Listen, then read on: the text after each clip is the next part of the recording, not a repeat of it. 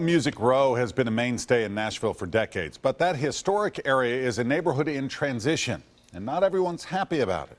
News Channel 5's Chris Cannon is live on Music Square East. And Chris, a number of high-profile companies are leaving the Row.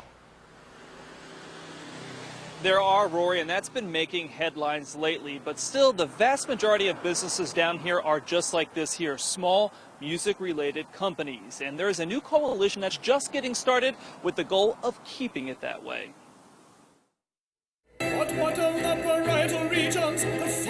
I've been working on Music Row for about 35 years. Pat McMakin has been moving the meters on a soundboard for a long time, working in an ever-evolving industry. A lot of changes, lots of changes. Outside Ocean Way Studios on Music Row, there's office buildings going up, construction is happening. McMakin has seen more changes recently than any other time over the last 3 decades. The controversy that erupted after this building went on the market, the home to Studio A, it sped up the creation of a new group, the Music Industry Coalition, or MIC. Our goals are really to protect the creative, collaborative magic that happens here, that has happened for years and will hopefully continue to happen. From the major record labels to bungalows that line Music Row, Mike is worried they're being pushed out. My concern, and the concern that Mike has, is that music industry businesses will no longer be able to afford to be on Music Row.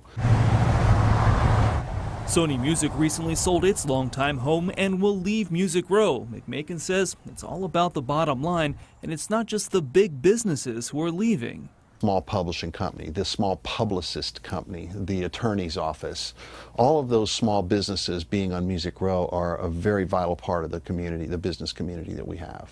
Mike wants to preserve Music Row through the inevitable change that is ahead. If it's in a different looking building, I don't think we care. I think our biggest concern is that can we stay together physically? So country music can evolve, but not disappear from Music Row.